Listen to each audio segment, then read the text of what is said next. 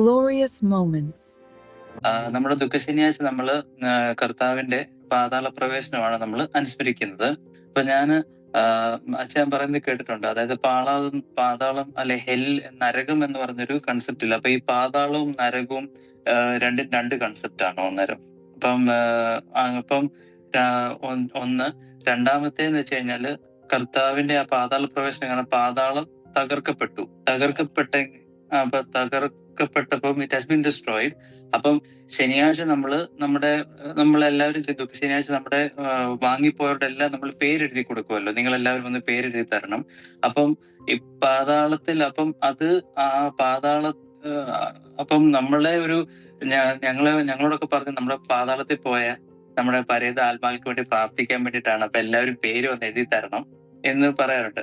Just raw ആയിട്ട് പറയുകയാണെങ്കിൽ അപ്പൊ അത് ശരിക്കും അങ്ങനെയുള്ളതാണോ, അതോ നമ്മുടെ ഒരു റെഗുലർ ആരാധനയിലും നമ്മുടെ വാങ്ങിപ്പോയവർക്ക് വേണ്ടി പ്രാർത്ഥിക്കുന്നത് മാത്രമേ ഉള്ളൂ? പക്ഷെ അതൊരു പാതാള പ്രവേശനത്തിന് അനുസ്മരണം മാത്രം എന്നേ ഉള്ളൂ ദുഃഖശനിയാഴ്ച ആരാധന? എനിക്ക് ഒന്നും മനസ്സിലായി. ഓക്കെ, ശരി, ഞാൻ ബ്രേക്ക് ചെയ്യാം. ഒന്നാമത്തെ ചോദ്യം, ദുഃഖശനിയാഴ്ച നമ്മുടെ കർത്താവിന്റെ പാതാള പ്രവേശനം അനുസ്മരിപ്പിക്കുന്നതാണല്ലോ. കുർബാനയ്ക്ക് പേര് കൊടുക്കുന്നുണ്ട്. അത് എന്തിനാണെന്നാണോ? അതെ, അത് പേര് കൊടുക്കുന്നത് എന്തിനാ? അത് സാധാരണ പോലെ നമ്മുടെ ആരാധനയ്ക്ക് പേര് ഓർക്കുന്നത് മാത്രമേ ഉള്ളൂ? അത്രേ ഉള്ളൂ. അപ്പൊ ഞാൻ അന്നേരം ഓർത്തെന്ന് വെച്ച് കഴിഞ്ഞാൽ നമ്മൾ പാതാളത്തിൽ പോയവരെ പ്രത്യേകം ഓർക്കുന്നതാണോ എന്നുള്ളതായിരുന്നു എന്റെ ഒരു ചോദ്യം. ഓക്കെ, അത് അന്നൊരു പരേതരെ ഓർക്കുന്ന ഒരു ദിവസം ആയതുകൊണ്ട് അന്ന് വിശേഷമായിട്ട് മരിച്ചവരുടെ കുർബാന ചൊല്ലിക്കുന്നു. ഓക്കെ.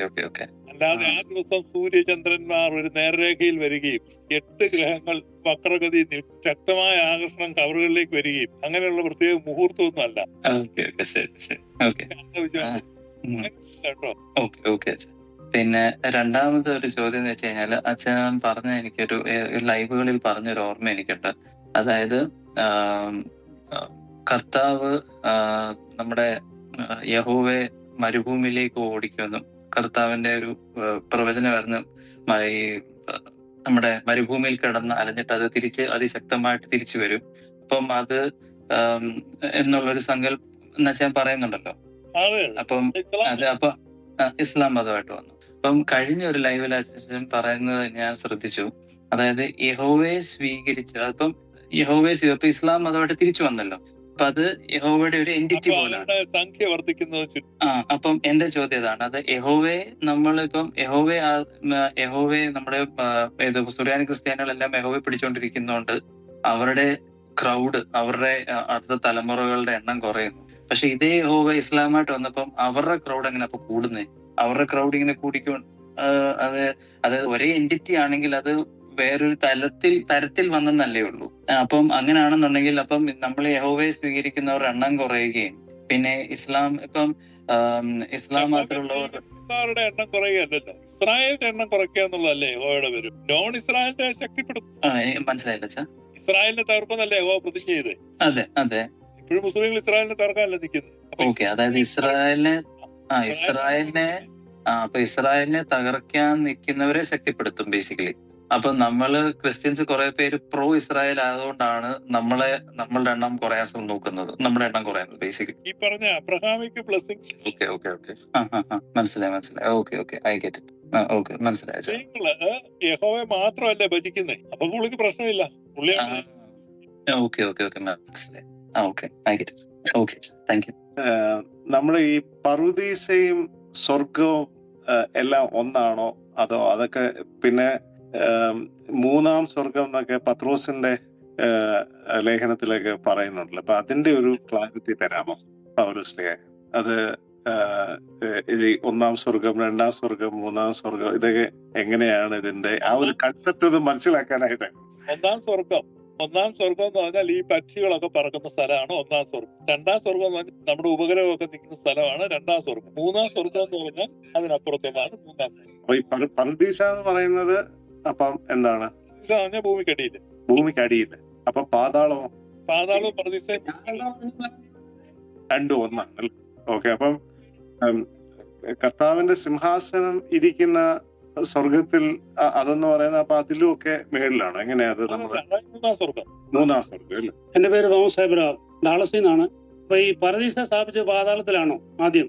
ആദാമിനും ഹവ്വായും ഭൂമിക്കടിയിലുള്ള ഒരു സ്ഥലത്തെയാണ് ഒറിജിനലി ഏദൻ തോട്ടത്തിന് പറുദീസ എന്ന് പറയും. അതൊരു കോൺസെപ്റ്റ് ആണ്. അതായത് ദൈവത്തിന്റെ സാന്നിധ്യമുള്ള ഒരു സ്ഥലത്തെ അല്ലെങ്കിൽ ഒരു അവസ്ഥയാണ് പറുദീസ എന്ന് പറയുന്നത്. അത് ആദമിനും ഹവ്വയ്ക്കും Eden തോട്ടമായിരുന്നു. They enjoyed the presence of God there and they were in continuous fellowship. അതുകൊണ്ട് ആ ഏദൻ തോട്ടത്തെ പറുദീസ എന്ന് വിളിച്ചു. എന്നാൽ മരിച്ചു കഴിഞ്ഞ് നമ്മൾ ദൈവത്തിന്റെ ആ സാന്നിധ്യം അനുഭവിക്കുന്നു എന്നുള്ള ഒരു കോൺസെപ്റ്റിലാണ് ഈ മരിച്ചു കഴിഞ്ഞ ഒരു പറുദീസ എല്ലാം പറയുന്നത്. എന്നാൽ പാപികളായ ആളുകൾ ആ ദൈവ സാന്നിധ്യം അസഹനീയമായതുകൊണ്ട് അവർ പാതാളത്തിലാണെന്ന് പറയും. ഇത് രണ്ടും ഓരോ അവസ്ഥ അല്ലെങ്കിൽ പാതാളമായിട്ട്. ഉദാഹരണം പറഞ്ഞാൽ, ഞാൻ ഡൽഹിക്ക് ടിക്കറ്റ് എടുത്ത് ഞാൻ ഇരിക്കുന്ന കൂപ്പെ തന്നെ രമേശ് ചെന്നിത്തല ഇരിക്കുകയാണ്. എനിക്കാണ് അയാളെ പണ്ട് തൊട്ടേ കാണും. ദിവസം ഈ വൃത്തികെട്ടവന്റെ കൂടെ ഞാൻ ഡൽഹി വരെ പോകണം. എനിക്കത് നരകമാണ്.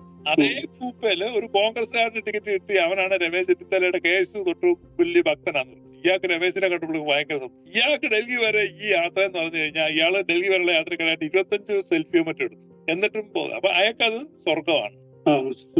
അപ്പൊ ഒരേ അവസ്ഥയാണ്, ഒരേ സ്ഥലമാണ്. എനിക്ക് നരകോ, എനിക്ക് രമേശിനോട് പിണക്കൊന്നുമില്ല കേട്ടോ. ഉദാഹരണം പറഞ്ഞു. ഇപ്പൊ മനസ്സിലായോ? ഞാൻ മനസ്സിലായോ? ഒരു മൈൻഡ് സെറ്റ് ആണ് അല്ലേ? ഒരു ക്വസ്റ്റൻ കൂടി ചോദിച്ചോട്ടെ.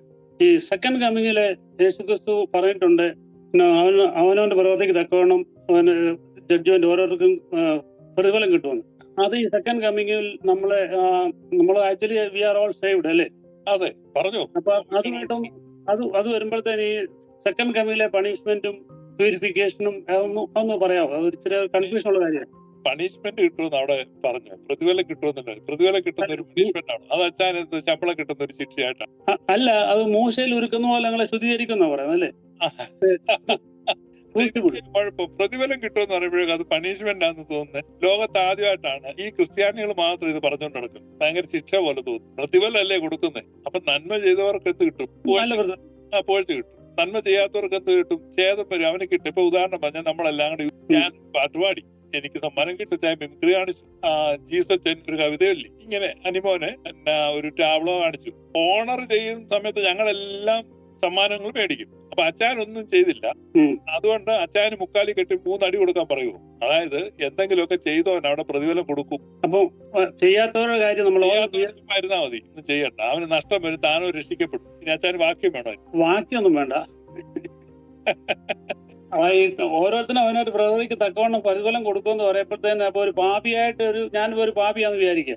അച്ഛാ, അത് തെറ്റിദ്ധാരണയാണ് അച്ഛായ അങ്ങനെ കൊടുക്കുമെന്നുള്ളത്. അല്ല ഞാൻ ഇപ്പൊ പറഞ്ഞേ. അല്ല, ഞാൻ ബൈബിളിൽ പറയുന്ന ഇതാണ് ചോദിക്കുന്നത്. ബൈബിളിൽ പറയുന്നതാണ് ഞാൻ പറയുന്നത്. 25 കൊല്ലം ബൈബിൾ പ്രസംഗിച്ചുകൊണ്ട് നടന്നതല്ലേ. സ്ക്രീനിൽ ഒരു വാക്യം വന്ന് യേശുക്രിസ്തു ഇട്ടിരിക്കുന്ന അടിസ്ഥാനം അല്ലാതെ മറ്റൊന്നും ഇടുവാൻ ആർക്കും അധികാരമില്ല. ആ അടിസ്ഥാനത്തിന്മേൽ വായിച്ചു. ആരെങ്കിലും പൊന്നു, വെള്ളി, വിലയേറിയ കല്ല്, മരം, പുല്ല്, വൈക്കോൽ എന്നിവ പണിയുന്നുവെങ്കിൽ അവനവന്റെ പ്രവൃത്തി വെളിപ്പെട്ടു വരും. ആ ദിവസം അതിനെ വെളിവാക്കും. അത് തീയോടെ വെളിപ്പെട്ടു വരും. ഓരോരുത്തന്റെ പ്രവൃത്തി ഇന്ന വിധം എന്ന് തീ തന്നെ ശോധന ചെയ്യുന്നു. ഒരുത്തൻ പണിത പ്രവൃത്തി നിലനിൽക്കുകയും എങ്കിൽ അവന് പ്രതിഫലം കിട്ടും. വെന്തുപോയെങ്കിൽ അവന് ഛേദം വരും. താനോ രക്ഷിക്കപ്പെടും, എന്നാൽ തീയിൽ കൂടി എന്ന പോലെ. അതാണ് ഞാൻ ചോദിക്കുന്നത്. ഈ ഛേദം എന്ന് പറയുന്നത് എന്താണ് ഉദ്ദേശിക്കുന്നത്? ഛേദം എന്ന് പറഞ്ഞാൽ അവനൊന്നും കിട്ടിയില്ലെന്ന്, പ്രതിഫലം കിട്ടിയില്ലെന്ന്. വേറെ അവനെന്താ നട്ടോ? അവന് സമ്മാനം കിട്ടിയില്ല. Still he saved. That was my question. Okay, thank you. Glorious moments കണ്ടതിന് നന്ദി.